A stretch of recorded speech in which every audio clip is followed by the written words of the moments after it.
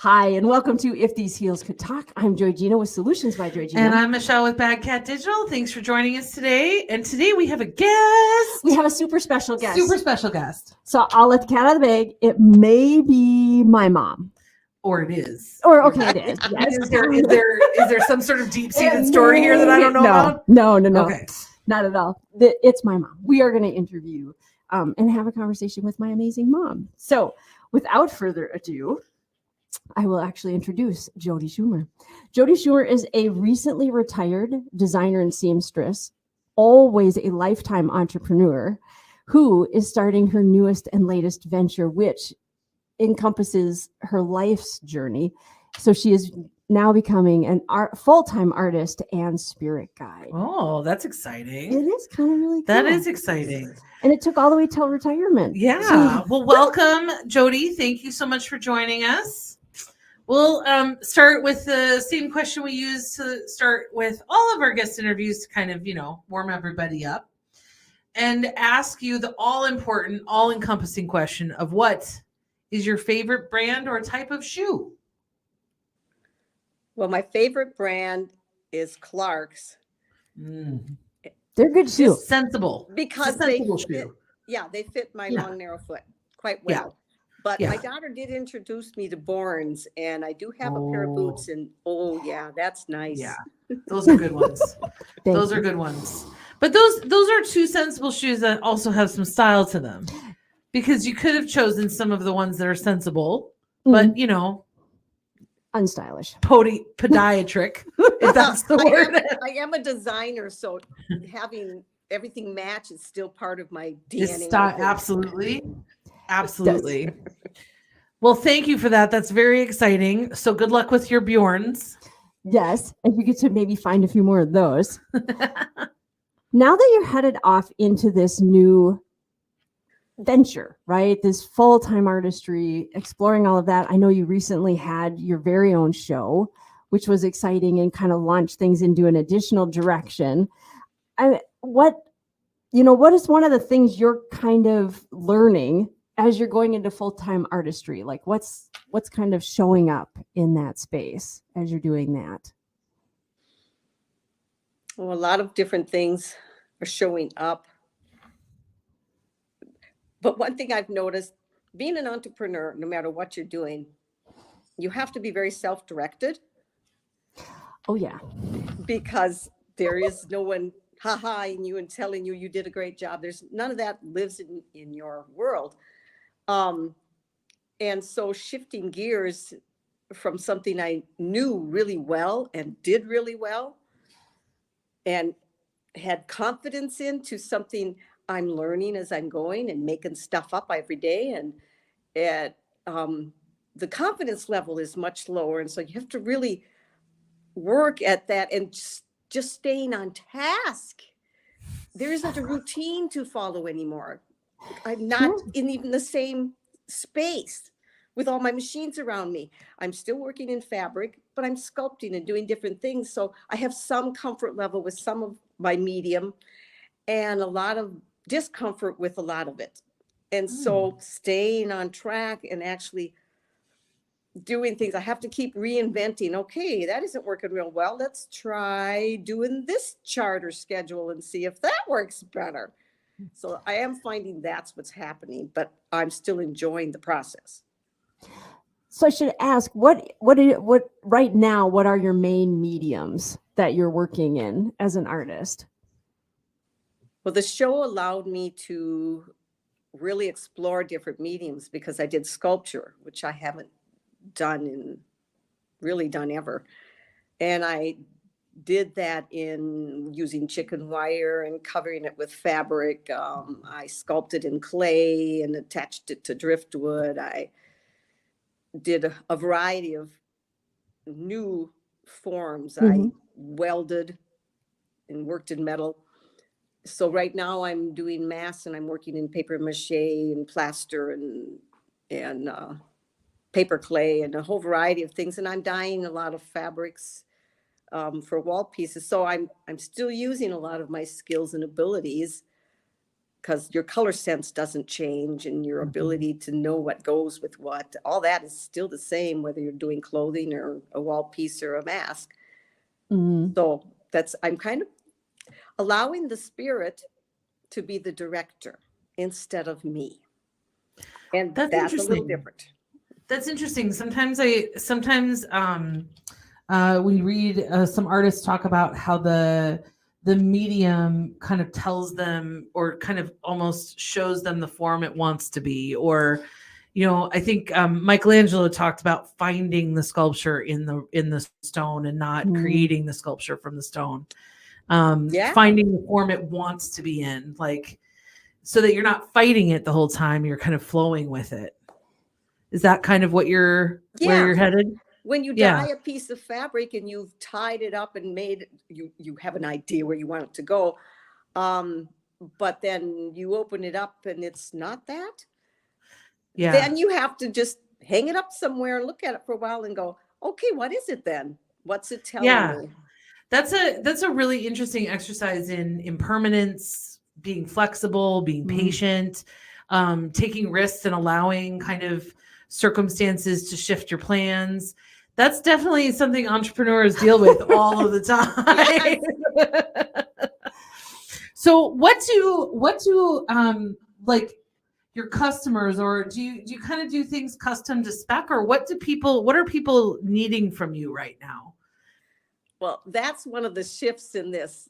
As a designer, I made a lot of custom clothing, and to someone else's specifications to some degree. And now I'm just creating and as I get out there and people want more specific things, I have the skills and abilities to do consignment work, to do a commission, to be specific to a point. I have found over the years that a client who really trusts my artistic skills, even if no matter what I'm designing for them, will give me the parameter of what they want and say, oh, just do your thing.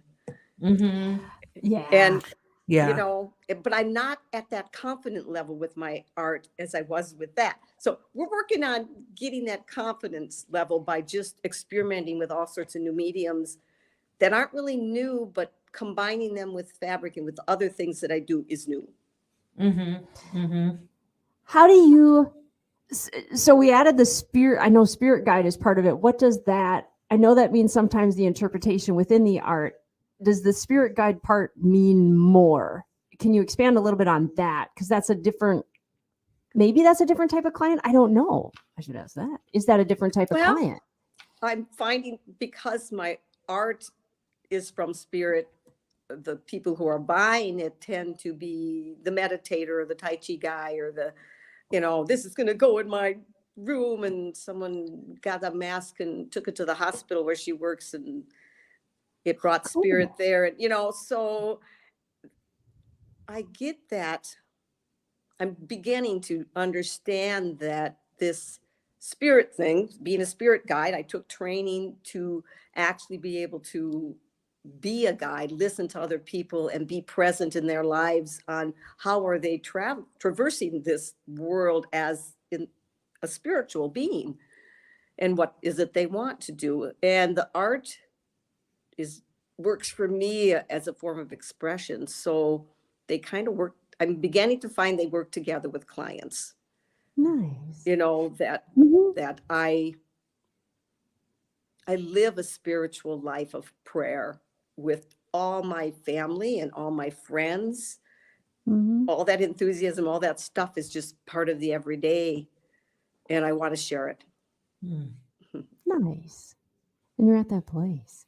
What is your vision? So as this is starting to grow and kind of, and things are coming, what do you think would be great for it to look like a couple years from now?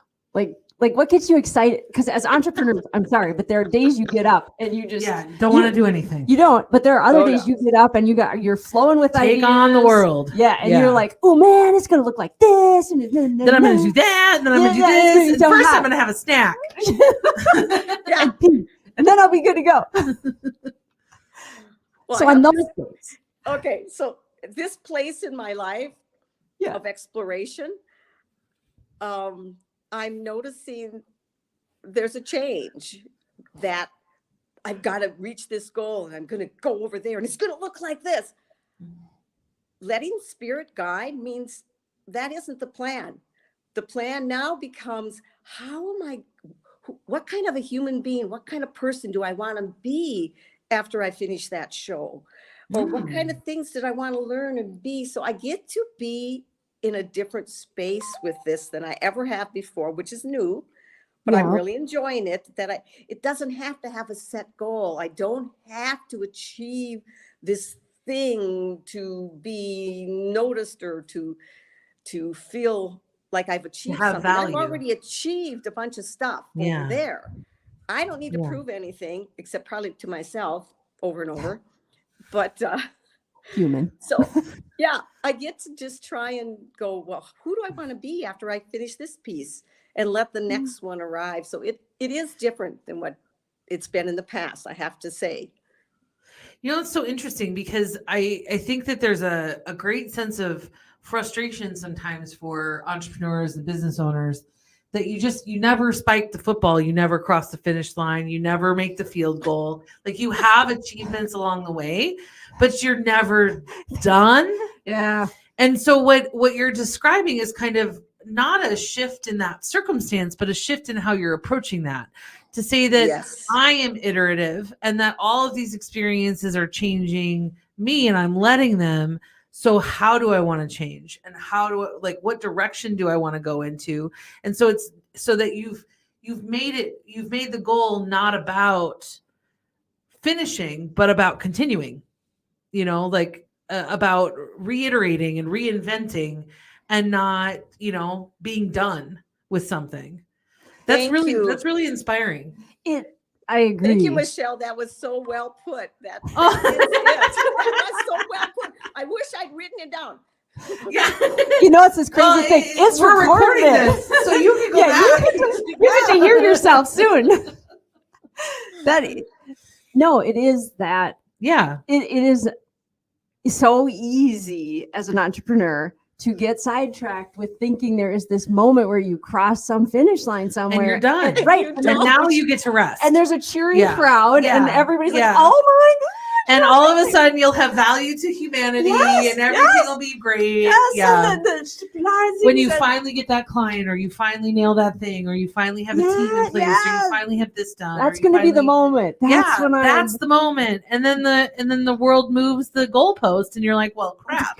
Right. So I think that that's a really great approach, JoDee. Yeah. I just want to say, I move the goalpost. Right. The group doesn't always. I move the goalpost. Yeah. Yes. Absolutely. Yeah. It's like chasing achievement. It's like chasing the A when I was in 7th grade. That's what it feels like. It feels like I can never quite get to the A on the diorama. Yeah. Yeah. So speaking of which, I've learned how to stop chasing the A on the diorama.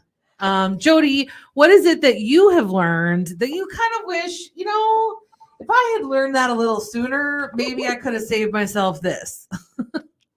I'd have to say, one of the things I recognize that I've learned well now, but not in the past, I've learned when to quit.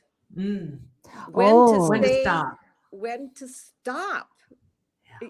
Because I spent a lot of time in certain parts of my life knowing I should stop, knowing I should move, knowing this was done, and not being able to do it. And that didn't work well. Yeah. And only there's been a few instances when I was teaching quilting for years. When Joy was little, back in the 80s, I was at the top of the field and I was teaching all these classes and stuff. And it had stopped being fun because I was teaching the same thing over and over and over and over, because I was in northern Minnesota and that's what they wanted, was the same thing. And I was moving on.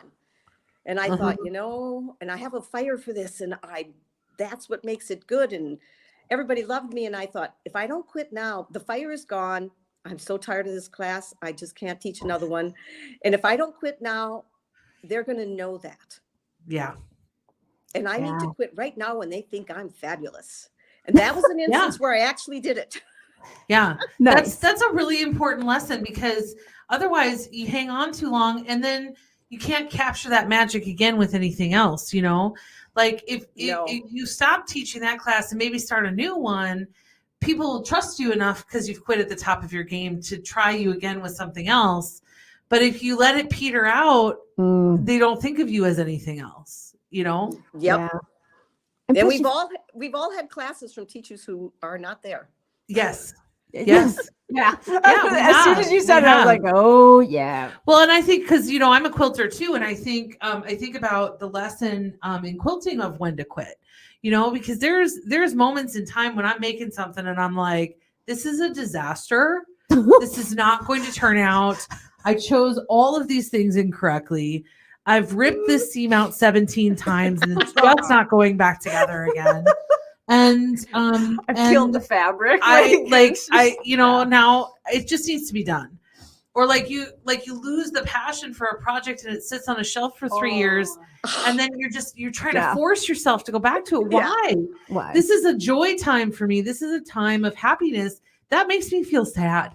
Yes. And so I think that a lot of times it's kind of a metaphor, because a lot of times a lot of quilters don't want to toss anything or throw anything away or waste, quote unquote, waste anything. Oh yeah, the waste. Yeah, the waste. Yeah, but that's why But you have you that. can pass it on to somebody else to finish. You the can makeup pass it with on to somebody brand. else, but you can also just let it go. Yes.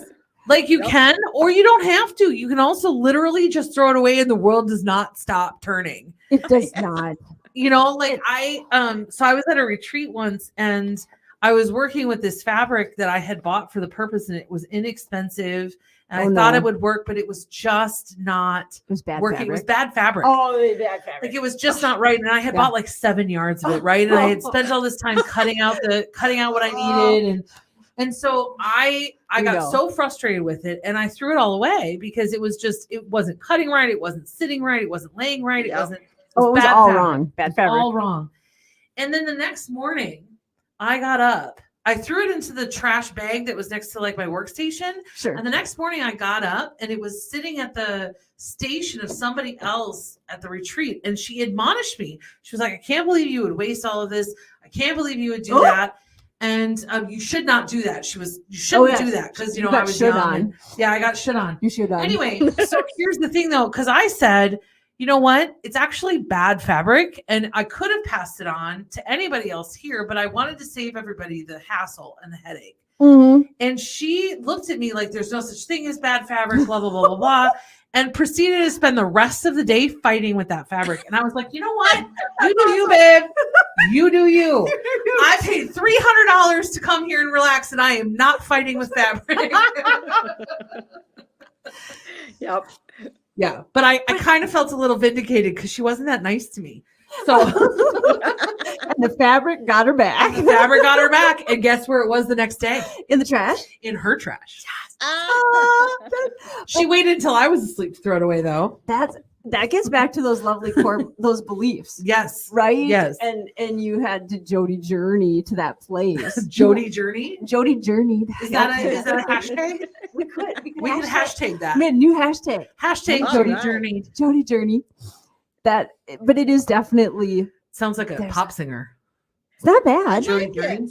Yeah. You have to use So it. JoDee, if you start a new career as a pop star, I We're think ready. that JoDee Journey should be your album cover name. I think so too. And I do know how to sing and I'm learning how to play Yes. the Japanese flute. Perfect. So, Perfect. I think Japanese flute is all the rage in pop music. it is. It's coming Yeah. back. Oh, It's yeah. a big comeback. So before we let her go, I did to add on or expand on the art as a creative space for emotion and for spirit got kind of under that thing. I didn't use my mom as my spirit guide. Oh, I didn't know where you were going with that. Relax. I did not use my mom's skill, but I really realized in this conversation, I'm going to be impromptu on it, that I am my mother's daughter. And so, Yeah. And so, Can I just, for everybody's in case edification, they're worried about it, this is absolutely the first time I have met JoDee. And I've known JoyGenea now for 7 years. yes. And she's absolutely JoDee's daughter. Yeah. For sure. It's not just because the smile is the same and the nose is the same. It's all of the other things too. It's the whole package. It's the whole package. Yeah. I am. Yes. And so when it came, and I haven't talked a lot about this on here, but when it came time to grieve my father, I actually turned to art, and I hired an artist to help me do that. And I have to say, as I've watched a lot of other people struggle through grief to try and find words, there aren't words for something that is complicated and so emotional. Art is an expression. And even though I was not putting the brush strokes on the panel, I was not doing the oil painting on the panel, I was still very much a part of that process, and being an intense part of that process, picking out the objects, continuously seeing it evolving, answering questions, building on that. It was for me a very healing journey. And so I just wanted to really support what my mom is doing, not having signed up for it through her or anything, but recognize, but having used it as my form of healing, like recognizing that she taught me art as healing probably early on. And so when this situation came along, I went out and found one of the best artists I could get my hands on and said, will you do this for me? And it's been amazing. It's wrapping up and it's amazing. So there's a reason that art is used as therapy, especially for children, right? Yeah. There's a reason that, after a long day of staring at screens, I go home and turn on some music and play with fabric. Like there's a reason that happens, because there's something so soothing and it's just the whole other side of your brain. Heart healing. Like it heals you in a way because it's so tactile and I would say there's some sort of sense of satisfaction to it because you can create something and it can be there. Yes. Like putting something into the world that wasn't there before. That's really cool. And it's like you get this with your quilts. Yeah. I know this. Like everybody has a different experience. I watched people walk through her show and, people ask me about different things and I didn't, I had never seen it. They're like, did you see this one thing right here? Like, isn't that incredible? I'm like, I never saw that. I went to art school. Some of your quilts are very art. Well, thank you. Yes. But I went to art school and when I was there, I had a sculpture instructor who would, he did a piece where he put like thousands of sweet and low packets in a mound on the floor and then bolted this like transparent dome over the top of them. Okay. And so people had to walk around them in the gallery. And, a lot of people would be like, oh, that's really stupid. Or like that doesn't, whatever. But there's something about this kind of like cloyingly sweet chemical in a bright pink, attractive container that is literally creating a barrier to moving through a space. Oh, yeah. And there's something about the symbolism of that that's really compelling. And I feel like that's kind of that satisfaction of a space. And when I hear about the arts and people defunding the arts and taking arts out of schools, I think, gosh, where are people going to find release? Where are people going to find a way to let go of emotion and regulate? Like JoDee, I would imagine that you really find a space in your art to let go of or process through emotions in a way that that not everybody accesses through their hands. Yes, I do. Absolutely. And even if it's a piece you're not going to share. And I'm even lucky enough I live in an artist community. So I actually live amongst artists and we have studio space in our building. And so there's performances and music and things going on all the time around me that I can go and just sit at if I need to or whatever. So I purposely chose that environment because just what you said, why would I want to struggle when I didn't have to? Yeah, why struggle to hold on to it all when you can release it through your hands or through your ears or through a spirit guide? Right. Yes. Yeah. Perfect. Thank you, JoDee, for being our guest today. This was an honor and a privilege for me. And lovely to meet you. Yes, you too, Michelle. I've been listening to you guys since you started. She's one of our biggest fans. Well, I'll be honest. Well, I would hope so. I know. Thanks, JoDee. I have to say, I have so enjoyed the evolution of what you've done. Oh, thank you. And hearing it, and all through the pandemic, you guys were amazing. And just hearing how this has changed and shifted with you, I have really enjoyed it. And I've gotten some insights into my daughter that I never would have gotten. Oh, Well, thank you, JoDee. I really appreciate that. It's been a labor of love, and one that, I think was a similar outlet for both of us. Yeah. It In was. terms of processing a lot of things that we needed to process, and the decisions we were making in our businesses, and Mhm. the changes we were going through, chosen or not. Yeah. Well, some in your changes own you way- choose and some changes you don't. Yeah. In your own way, you guys were spiritual guides in the entrepreneur world of women, and being vulnerable enough to actually speak like you did and say, well, this didn't work and this has happened in my life. And, Yeah. so that was a gift that was so needed Well, when thank you you. showed up. Thank you So very thank much. you. It's something I think we're both very proud of. So thank Yeah. you. Thank you. Yeah. And thank you for joining us today. Yes. Yep. At If These Heels Can Talk. We'll sign off and say thank you, JoDee. And you can check out JoDee's work where? Yeah. Where do we find you, JoDee? I'm so new to this. I'm not out there quite yet. We're working on a web page and Instagram, and I shut all those things off when I stopped designing, and so now I have to turn them all back on. Oh, okay.